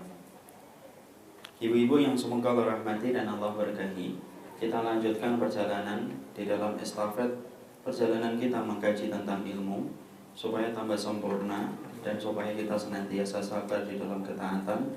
Karena sesungguhnya tadi kita belajar orang yang sabar di dalam ketaatan, mereka mendapatkan 3 kabar gembira. Apa tadi yang kita dapatkan? Yang pertama, orang yang sabar melakukan ketaatan, Allah akan memberikan pahalanya ketika satu waktu dia tidak mampu melaksanakan ibadah yang dia rutinkan dengan kesabaran. Yang kedua, dia berkesempatan besar diwafatkan dalam ibadah yang dia sabari ketika dia beribadah kepada Allah. Dan yang ketiga, dia mendapatkan pahala yang lebih karena tingkat kesulitan ketika bersabar itu lebih besar. Perjalanan kita dari setengah 9 sampai jam 11 nanti adalah perjalanan yang betul-betul butuh dengan kesabaran. Tapi semoga 3 kegembiraan yang tadi kita pelajari kita dapatkan.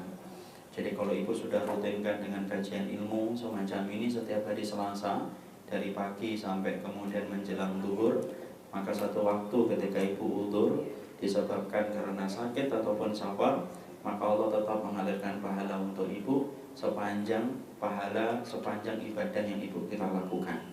Inilah yang menjadikan kita sabar di dalam menjalankan ketaatan, dan kita paham sabar di dalam menjalani ketaatan merupakan sabar yang paling besar pahalanya di sisi Allah Subhanahu wa Ta'ala. Sekarang mari kita buka pembahasan kita, yaitu membahas tentang ensiklopedi adab dan akhlak yang kita runut dari apa yang kita pelajari dari kehidupan Rasulullah SAW. Bab apa kita? Bab doa ya? Doa belum selesai kan doa? Belum. Kita ulangi kembali satu persatu sebentar. Kemarin kita telah kemudian memberikan penjelasan dan uraian secara panjang lebar tentang masalah doa.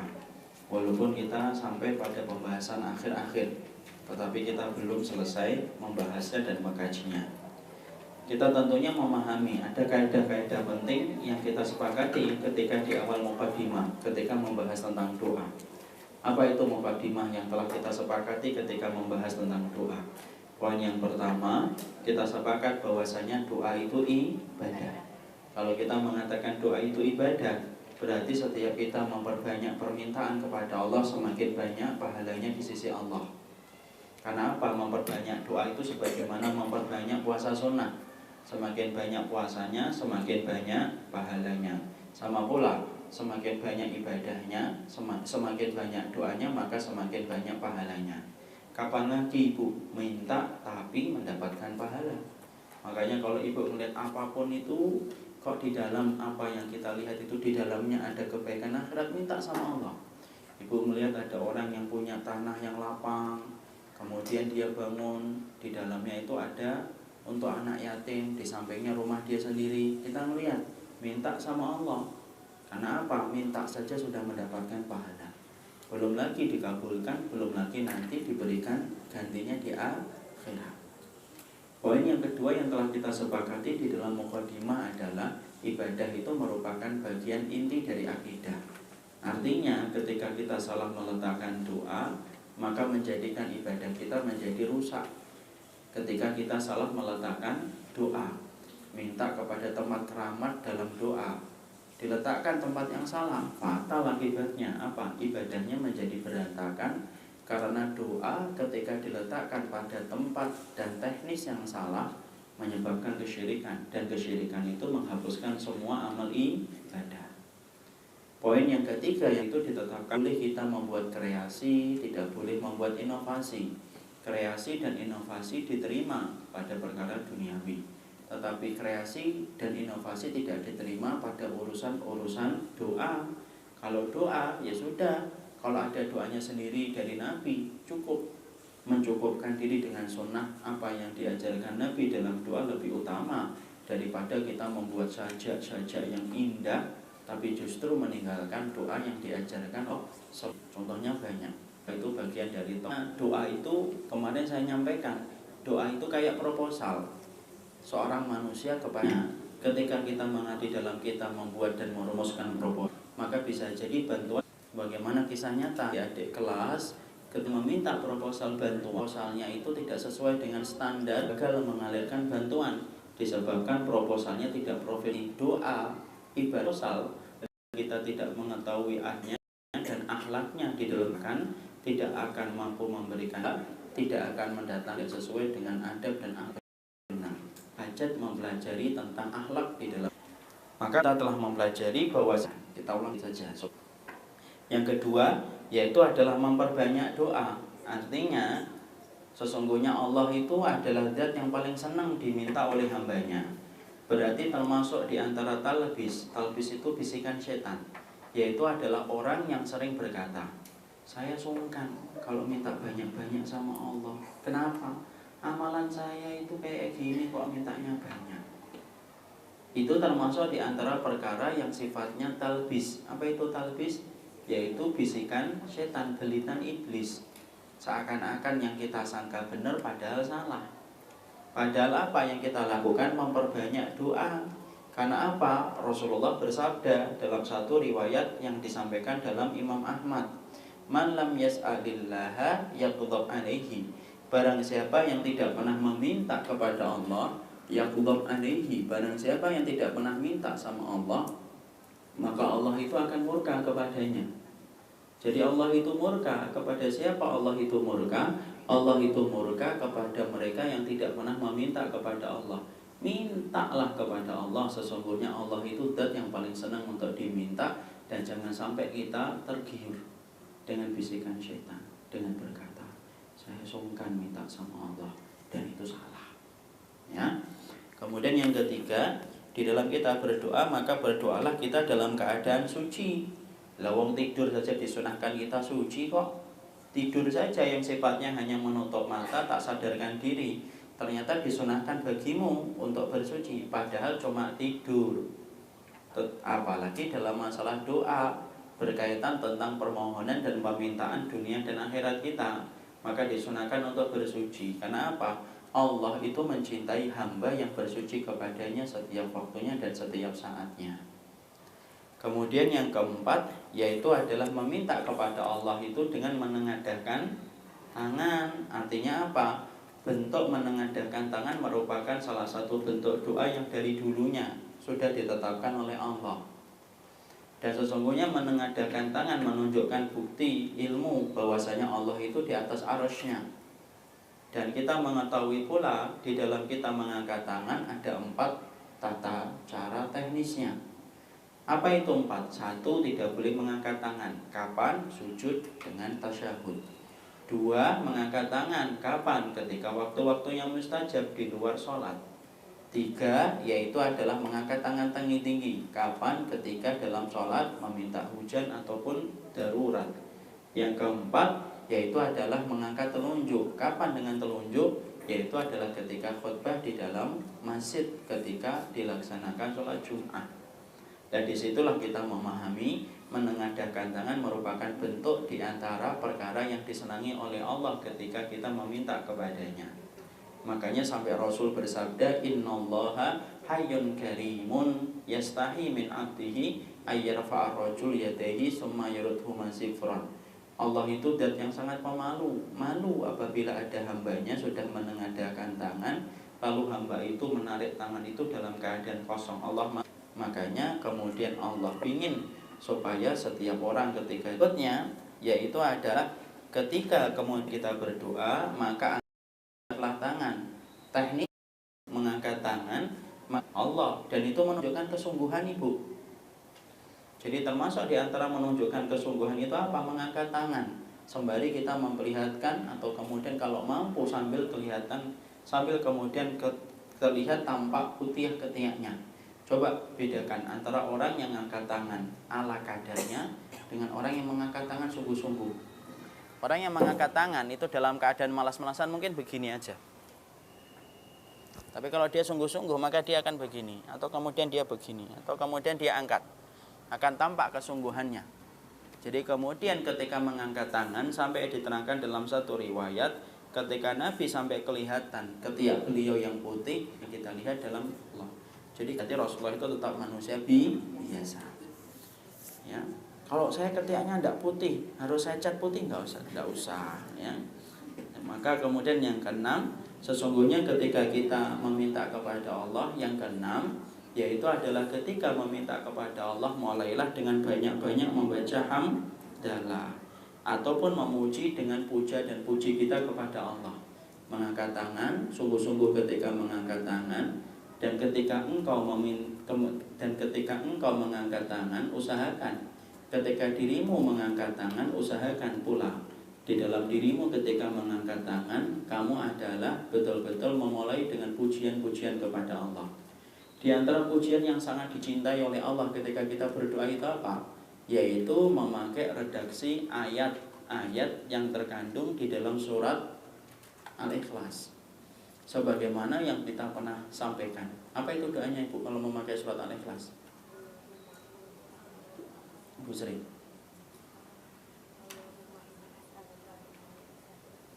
Ya. Bukan. Allahumma inni as'aluka bi anni asyhadu an la ilaha illa anta. Ya, kalau bareng-bareng sih pintar semua kelihatannya. Allahumma inni as'aluka bi anni asyhadu an la ilaha illa anta al-ahadus samad alladzi lam yalid wa lam yulad wa lam yakul lahu kufuwan ahad. Sampai Nabi kemudian bersabda, kalau ada orang yang berdoa semacam ini pasti dikabulkan. Kalau ada orang yang memohon pasti Allah penuhi permohonannya. Makanya ayo dong pakai redaksi yang Allah senengin. Jadi kalau kita memuji orang itu ya puji dengan sesuatu yang disenangi oleh dia. Kalau kemudian kita punya pasangan senang dipuji kulitnya, puji kulitnya. Wih putih banget ya walaupun hitam ya. Jadi kemudian kalau manusia dipuji, kadang-kadang dia mendapatkan pujian yang tidak selayaknya. Itu kan manusia. Makanya bedakan antara pujian kepada manusia dengan pujian kepada Allah itu bedanya apa? Imam Ibnu Katsir itu berkata, pujian kepada Allah adalah pujian kepada zat yang memang pantas dipuji. Tapi kalau pujian kepada makhluk, terkadang kita memuji kepada sesuatu yang terkadang justru harusnya tidak layak dipuji. Ya? Dan Allah itu paling senang untuk dipuji. Makanya banyak-banyak kita mengucapkan alhamdulillah.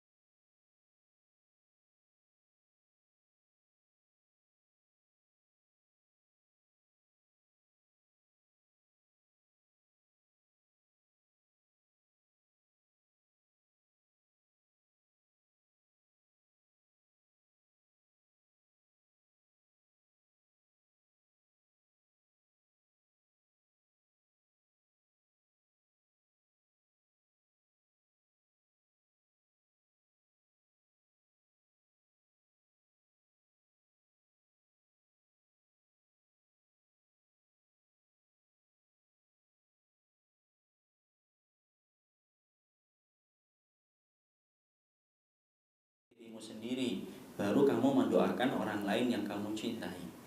Mana dalilnya Ustaz? Dalilnya sebagaimana yang kita baca dalam surat Ibrahim, ketika kemudian kita, atau dalam surat Ibrahim atau surat Nuh, ketika ada doa Robbi firli wali walidayya, Robbi firli wali walidayya. Robbi firli, linya kemana? Linya itu kemana? Ke saya, ke diri kita. Wali walidayya baru ke orang tua. Di situ kita mendapati mendoakan diri sendiri baru mendoakan orang lain. Sebagian ulama memberikan hikmah. Kenapa kita harus meminta doa kepada diri sendiri dulu Ustaz, baru ke orang lain? Ya iya. Lah kalau dirimu masih banyak dosanya, lah bagaimana kamu memberikan kebaikan untuk orang lain, dihapuskannya doa atau dibaikannya atau diberikannya kebaikan? Lah wong dirimu sendiri aja banyak dosanya dan tidak mendapatkan kebaikan kok. Makanya bersihkan dulu baru membersihkan orang lain. Jangan memandikan orang tapi tidak mandi. Atau sama dengan kemudian tukang jahit. Saya pernah ngobrol dengan tukang jahit, udah lama banget. Ada tukang jahit itu di Kemang. Ketika dia jahit, ternyata bajunya sininya sobek. Saya bilang, antum mas jahitin banyak orang tapi bajumu sobek. Iya pak ini, tapi biarin saya sobek biar dingin katanya. Jadi kemudian ISIS itu di Suriah. Jadi kemudian di situ kita mendapati mintalah ampunan kepada diri sendiri dulu, baru kemudian kita minta ampunan kepada yang lainnya. Kemudian yang ke-9, yang kita pelajari pula, kalau kita berdoa bersungguh-sungguh di dalam kita meminta, ya betul-betul kita berharap, betul-betul menampakkan kesungguhan. Ingat, khusyuknya hati akan ditunjukkan dengan khusyuknya anggota badan. Ada nggak orang yang berdoa itu sungguh-sungguh tapi kemudian sambil garuk-garuk gitu, sambil ngelirik kanan, tidak bersungguh-sungguh. Kenapa? Lama khasya'atil qalb, kalau kemudian hatimu itu khusyuk, la khasya'atil jawarih.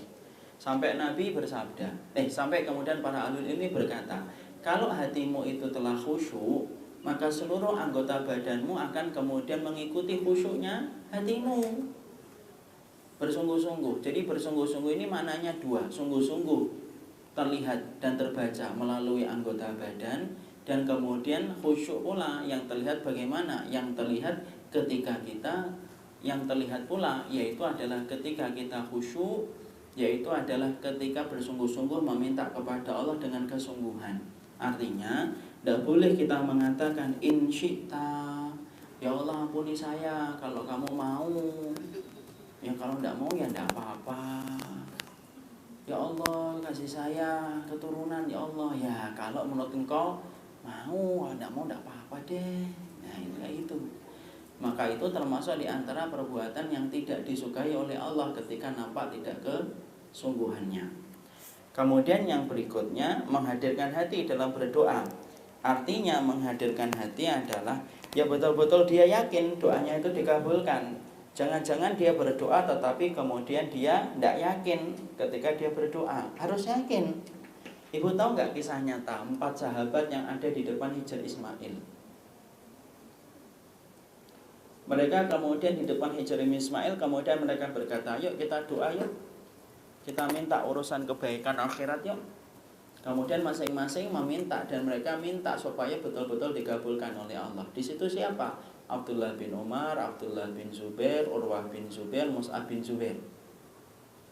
Ya, kemudian dimulai dari Abdullah bin Zubair. Abdullah bin Zubair itu apa? Saya ingin menjadi khalifah yang kemudian memerangi, yang kemudian membantu kaum muslimin.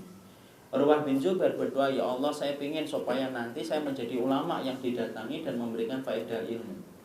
Yang ketiga Mus'ab bin Zubair. Mus'ab bin Zubair apa? Mintanya, ya Allah aku minta supaya aku menikahi 2 gadis yang cantik dan sholihah dan pintar.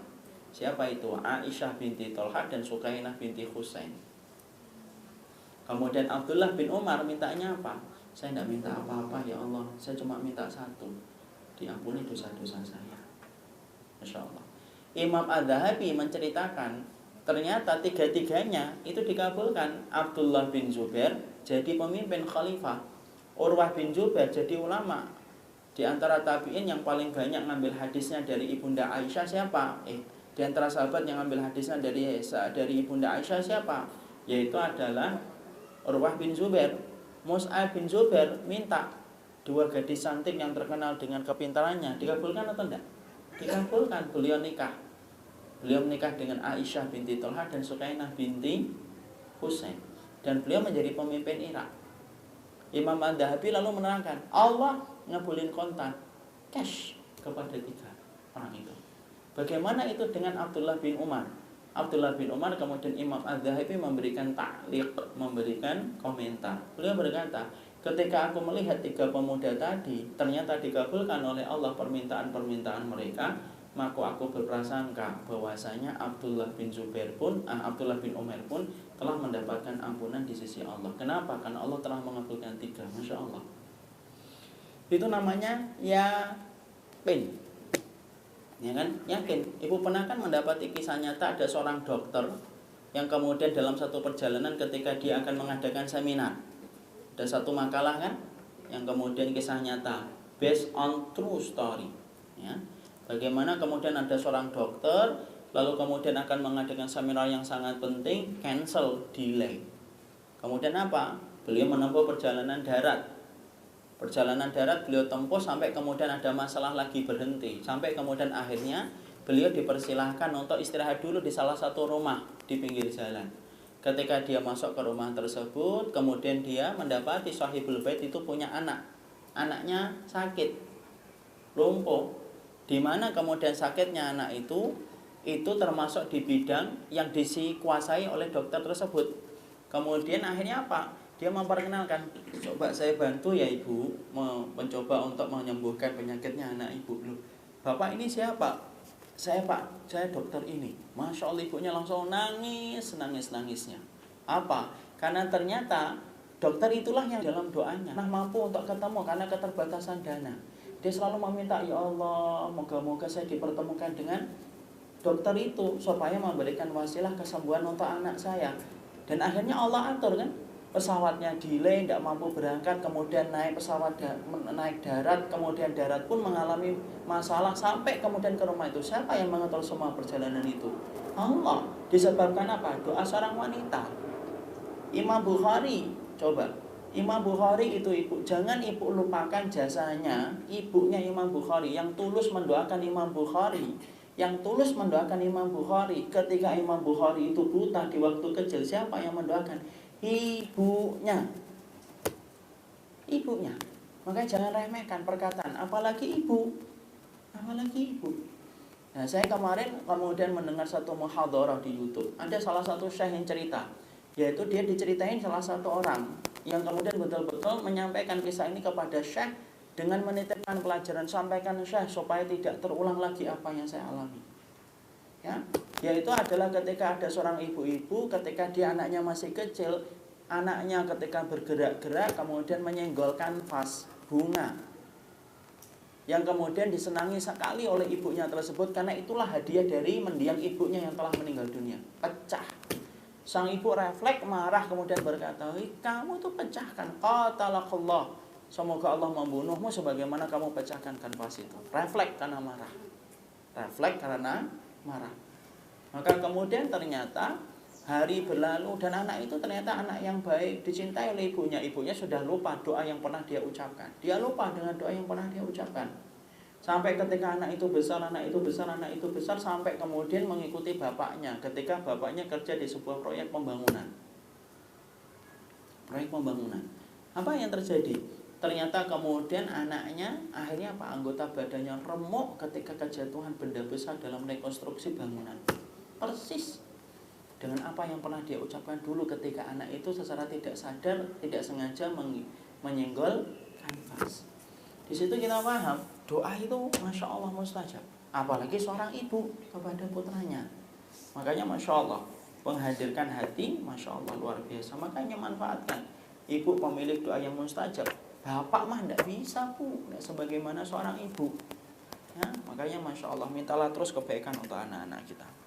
Kemudian yang ke-11 yaitu adalah ketika meminta kepada Allah, bahwasanya ketika kita meminta kepada Allah, bagaimana ketika kita memintanya, yaitu yakin untuk dikabulkan. Kemudian yang ke-12, tidak berdoa yaitu pada satu perbuatan yang sifatnya memutuskan tali silaturahmi. Artinya apa? Memutuskan tali silaturahmi itu, ya Allah, moga-moga dia sakit tidak bisa kumpul. Itu termasuk di antara doa yang telah kita jelaskan secara panjang lebar. Kemudian yang ke-13, tidak mendoakan keburukan atas diri dan anak dan harta. Janganlah kamu mendoakan keburukan atas diri kamu dan mendoakan keburukan atas anak-anak kamu. Jangan pula kamu mendoakan keburukan atas harta kamu. Jadi kalau kemudian berdoa itu jangan mendoakan keburukan, ya Allah, saya minta sakit ya Allah supaya saya menggugurkan dosa. Tidak boleh itu. Kalau iman kita tidak sebagaimana imannya para sahabat, tidak boleh semacam ini. Ya Allah, cabut ini semua nikmat-nikmat ini. Tidak boleh gitu. Ketika satu waktu kita merasa kecewa, ternyata harta kita tidak menjamin kebahagiaan, kita lampiaskan kekecewaan itu di dalam bentuk penghujatan yang terangkum dalam doa. Itu tidak boleh. Ya Allah, cabut ini gara-gara harta kayak gini nih yang menjadikan saya begini. Itu tidak boleh. Ya. Kemudian yang ke-14, yaitu adalah tidak berdoa meminta kematian karena kemudaratan atau musibah yang menimpanya. Tapi kita sudah terangin kan kemarin, boleh nggak kita minta kematian? Boleh. Satu, kita kapan boleh minta kematian? Yaitu ketika kita khawatir di masa mendatang tidak mampu istiqomah. Nah, sekarang kita minta mati sebagaimana Ibunda Maryam. Dua, kapan kita boleh minta mati? Yaitu ketika kita khawatir di masa mendatang mendapatkan khawatir kalau mendapatkan fitnah. Tiga, ketika melihat kondisi itu, yaitu ada jual orang gampang mereka menjadikan Quran menjadi nyanyian, di mana orang yang menyanyikan Al-Quran tidak paham atas apa yang dia nyanyikan. Sudah kita bahas lebar panjang lebar. Yang ke-15, tidak berlebihan atau melampaui batas dalam berdoa. Ya. Jadi kemudian sesungguhnya tidak melampaui batas, yaitu kemudian artinya kalau kemudian meminta sesuatu tidak perlu sampai berlebihan. Meminta yang berlebihan itu apa? Ya melampaui batas macam-macam. Meminta sesuatu yang kelihatannya mustahil. Ya Allah, berikanlah saya jodoh putrinya putri Raja Arab Saudi. Udah terlalu jauh itu. Tinggal mau aja di Narogong dan Kemang kok mintanya putri sang raja. Ya Allah, biarkanlah kemudian ya Allah, jadikanlah kemudian Obama masuk Islam kemudian melamar rumahku, melamar diriku. Udah terlalu berlebihan itu. Yang wajar-wajar aja. Ya. Sebagaimana kemudian kita mendapati, ya. Saat itu bin Abi Waqqas pernah melihat anak laki-lakinya berdoa. Anaknya kemudian berkata, ya Allah, aku mohon kepadamu surga, nikmatnya yang begini, kemegahannya yang begini. Dan kemudian aku berlindung kepadamu dari neraka, yang rantainya, belenggunya, semuanya diceritakan itu secara detail oleh anaknya. Saat kemudian berkata, wahai anakku, aku mendengar Rasulullah mengatakan, saya kunu qauman ya'taduna bid doa. Rasulullah kemudian bersabda, akan ada satu nanti kaumku yang mereka melampaui batas dalam berdoa, meminta sesuatu yang tidak mungkin itu. Ya. Maka janganlah kemudian saat berkata, janganlah kamu termasuk di antara orang yang masuk dalam golongan orang yang melampaui batas dalam berdoa. Jika kemudian engkau diberikan surga, niscaya engkau akan diberikan apa yang engkau mau di dalamnya. Dan jika engkau dihindarkan neraka, pasti akan dihindarkan dari semua yang ada di dalam neraka itu. Jadi riwayat ini menjelaskan perbuatan tingginya, yang kemudian besarnya yang segini, yang kenikmatannya begini-begini, ya Allah, harusnya begini. Dan ketika aku, ya Allah, aku minta berlindung dari neraka, rantainya, belenggunya, malaikat-malaikatnya, minuman-minumannya, pokoknya aku tidak mau semuanya. Disebutkan terlalu detail. Maka saat bin Abi Waqqas kemudian mengatakan, aku ingat perkataan Rasulullah, saya kunu qaumun fi ummati ya'taduna fi du'a. Aku ingat Rasulullah itu pernah bersabda, ada loh di antara umatku nanti yang berlebih-lebihan dalam berdoa. Makanya kalau kita berdoa, ya sudah, kita jangan sampai berlebihan. Ya berlebihan tadi contohnya sebagaimana putranya Sa'ad atau sebagaimana contoh yang saya berikan tadi. Ya Allah, ternyata Spiderman itu kuat luar biasa ya Allah. Jadikan anakku kayak Spiderman, bisa membawa sonah, bisa untuk menanggulangi kejahatan. Udah usah kayak gitu. Itu termasuk di antara perkara yang melampaui batas. Udah, kalau misalkan suami kita mempunyai nafkahnya itu adalah 10 juta per bulan gitu ya, tidak usah kemudian ya Allah, saya ingin beli mobil Ferrari ya Allah. Itu habis ibu berdoa kayak gitu, suaminya dengar, pingsan suaminya. Kenapa ya? Kalau memang gajinya 10 juta, ya sesuaikan dengan mobil yang sesuai dengan kemampuan suami kita itu apa. Misalkan R3, kemudian misalkan Brio, ataupun Ayla, ataupun mobil-mobil yang lainnya. Jadi kemudian sesuai dengan hajat kebutuhan kita, sesuai dengan apa yang kita mampu, ya.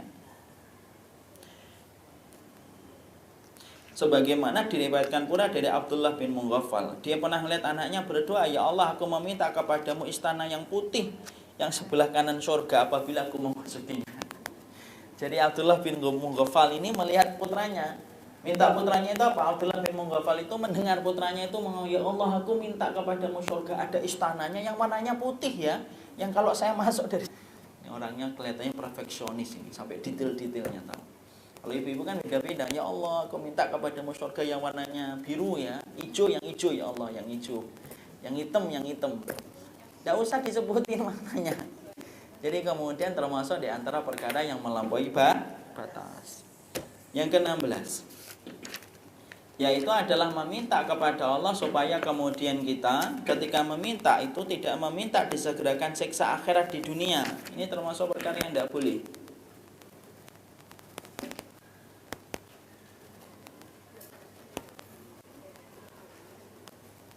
Ya. Jadi tidak boleh meminta yaitu siksa di akhirat untuk disegerakan di dunia, itu tidak boleh. Sebagaimana dalam satu riwayat yang disampaikan dalam riwayat yang sahih, yaitu riwayat Muslim, Rasulullah SAW itu kemudian mengunjungi seorang sahabat laki itu lemah banget, tak disegerakan saja di dunia, yang paling baik kan minta diampuni dunia, tidak usah nanti ditimpakan aku di akhirat, timpakan sekarang di dunia. Maka kemudian Nabi bersabda, "Innaka la tuti..." Bisa kayak gitu. Kenapa sih kamu tidak meminta Rabbana Allahumma atina fid dunya hasanah wa fil akhirati? Kalau memang boleh itu, tidak akan mampu kita melewati dan tidak akan mampu. Akhirnya apa? Nabi tidak membenarkan ucapannya yang semacam, tidak membenarkan ucapannya dalam doa yang semacam itu. Nabi tidak membenarkannya. Kita berikutnya. Barakallahu bihamdika, asyhadu an la ilaha illa anta, assalamualaikum warahmatullahi wabarakatuh. Hari dari mana untuk makan mayat? Enggak masak, kadang enggak.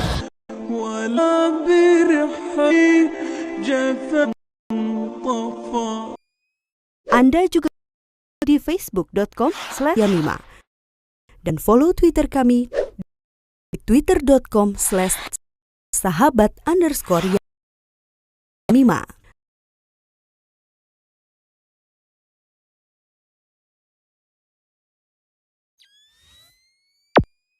Anda juga bisa mengunjungi Facebook kami di facebook.com/amanahinsanmadani atau bisa tonton kami di youtube.com/sahabatyamima dan follow Twitter kami di twitter.com/sahabat_yamima.